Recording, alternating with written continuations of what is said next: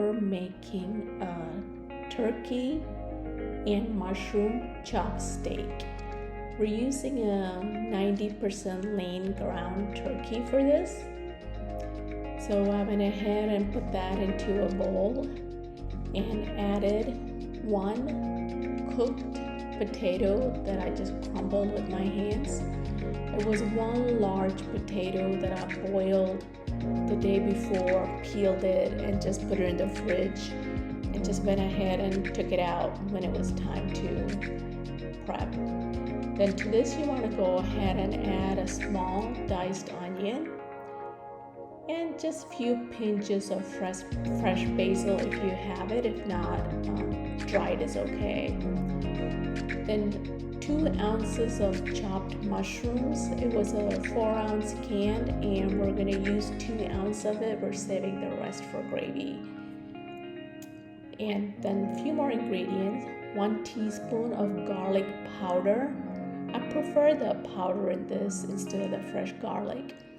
And if you have some, you can go ahead and add a few flakes of celery leaf and some thyme. Just a pinch or so is fine. If you don't have those items, that's fine. You can leave those out. Then black pepper to taste. So if you like yours spicier, you can definitely add more black pepper. We added about a teaspoon. Then salt to taste. We added 1 teaspoon.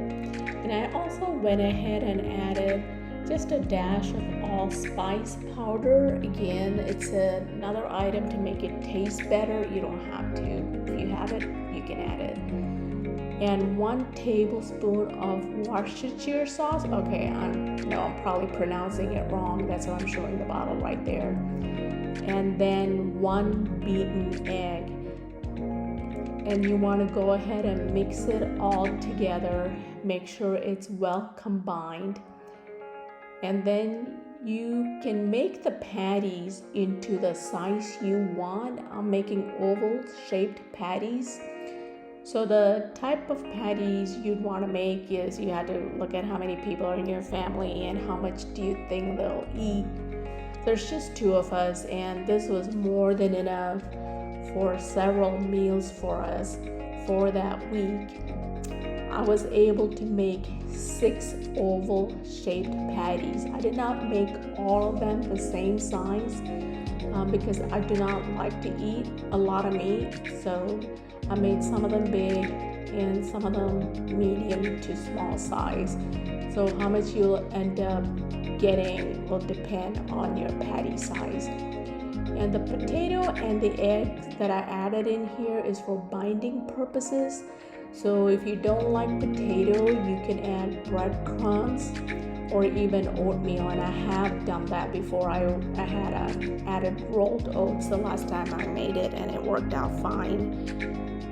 But I went ahead and decided to do potatoes this time because we had some fresh vegetables, and I just wanted to make that as a side dish. I did not want an extra carb, so I thought I would just add the potatoes to the meat so that way we'll get some carbs in also. But I made this for dinner, so I didn't want a heavy carb dinner. We always try to keep dinner pretty light. So there are the 6 patties. And next, what we're going to do is go ahead and air fry it. I air fried it at 390 for 10 minutes on each side, and that was enough. So you want an internal temperature of 165 degrees if you're checking with the food grade thermometer. I had to do it in several batches because my air fryer probably would have held 3, but I would have had a hard time turning it, so I just did 2 at a time. Here I am flipping it, and then you want to cook it on the other side for 10 minutes or so. Every air fryer is different, so you have to figure out what is the correct temperature for your air fryer.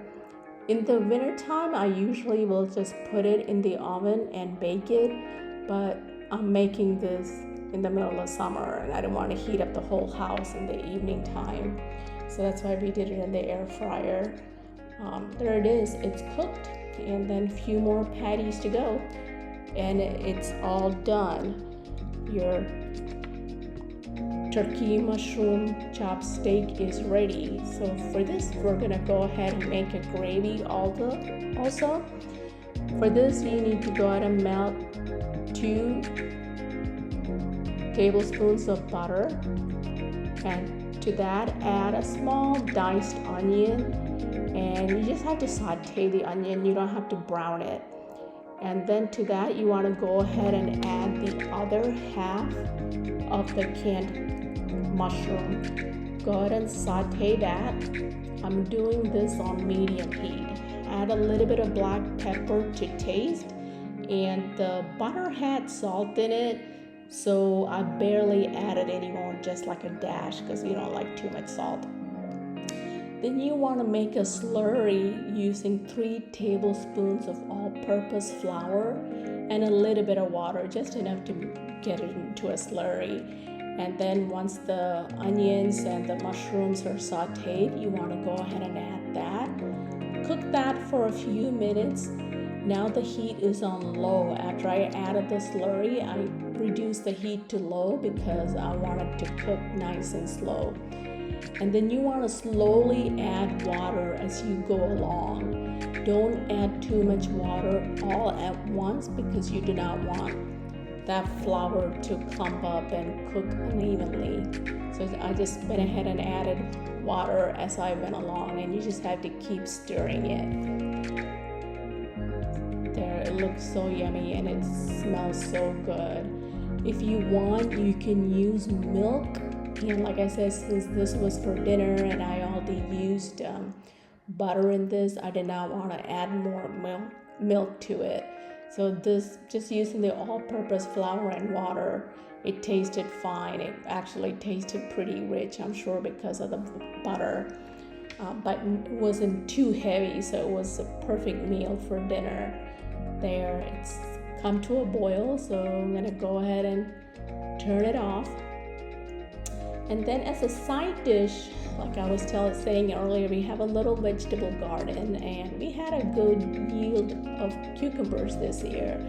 So we went ahead and picked a cucumber from our garden, and we had some fresh tomatoes also.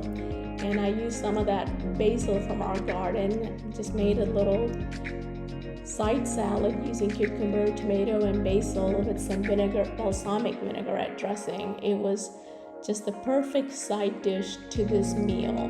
There's the chopped steak with the gravy on it. It was delicious. Although this is a steak, since it was turkey and it was air fried, it did not feel heavy at all. It was just perfect. And one filled both of us up pretty good, one each.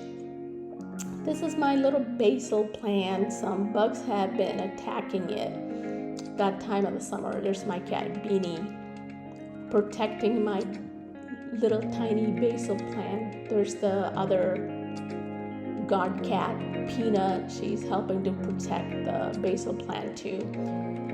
Thank you for watching, and please do like, share, and subscribe to our channel.